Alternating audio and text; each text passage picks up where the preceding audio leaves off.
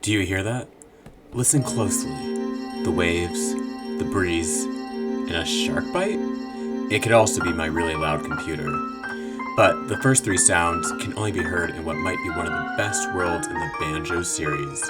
It's none other than Treasure Trove Cove.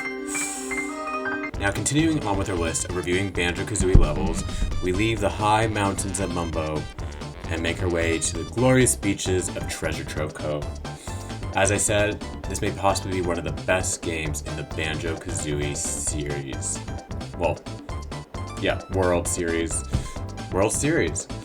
From the crystal blue waters, clear open skies, and shimmering sands, almost everything about this world invites you in. It also makes you want to have a drink, which I'm definitely doing right now. I wish I had a straw so I could slurp. Well, almost everything is inviting about this world. Any fan knows that the ocean water comes with some dangers in the form of Snacker the shark. But what's a world without some danger? In addition to Snacker, you got Nipper the giant crab, who doesn't name their crab. In addition to Snacker, you got Nipper the giant crab, because who doesn't name their crabs? Some sea mines and some chests with teeth. But overall, the danger level is low, which leaves you with a lot of time to take in every experience of this world. Unlike Mumbo Mountain, you do have to work for some of these Jiggies. One of the Jiggies can be rewarded to you when you get to play hero and help Captain and Blubber find his treasure in the ship.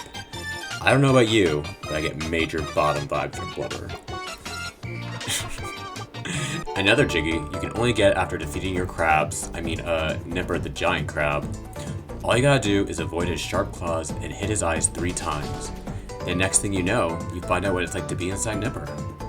All in a hard day's work collecting Jiggies, right? This world also requires some thinking. Yes, actual thinking, I know. To get a Jiggy. I don't know about most kids these days, but I think it took me a while to grasp that you had to essentially shit eggs into this bucket to drain the water around the sandcastle.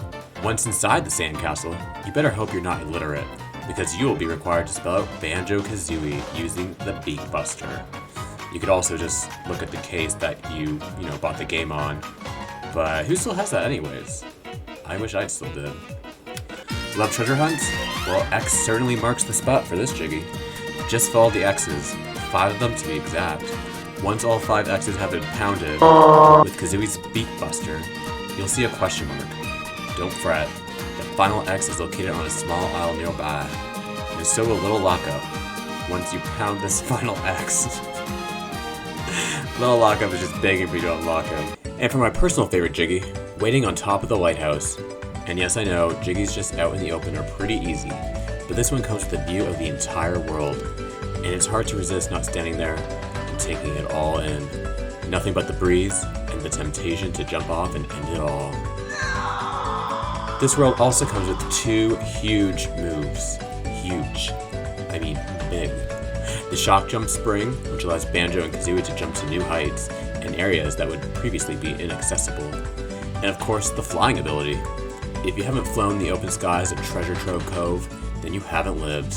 And this is definitely the best way to get around this world. And I didn't even mention the best part of the world. The music. No level would be complete without great music, and Treasure Trove Cove shows that it's a big contender in that department as well. And yes, I recognize the music in this video is the Super Smash Bros. Ultimate Edition, but it truly is a classic and makes you want to spend as much time in this world as possible.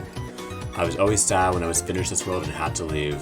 I guess I'll send a postcard next time. I can't say enough great things about this world. I can go on and on and on and on, and one day, when there's the technology that will allow you to visit any video game land or world, you better believe Treasure Trove Cove is on my list. I give Treasure Trove Cove an S, which is fitting how the world is just jam-packed with sun, sand, and sea. What do you think? Do you agree Treasure Trove Cove is also an S-rated world? Where would you rank it amongst the rest in the Banjo Kazooie series? Let us know down below. Until next time.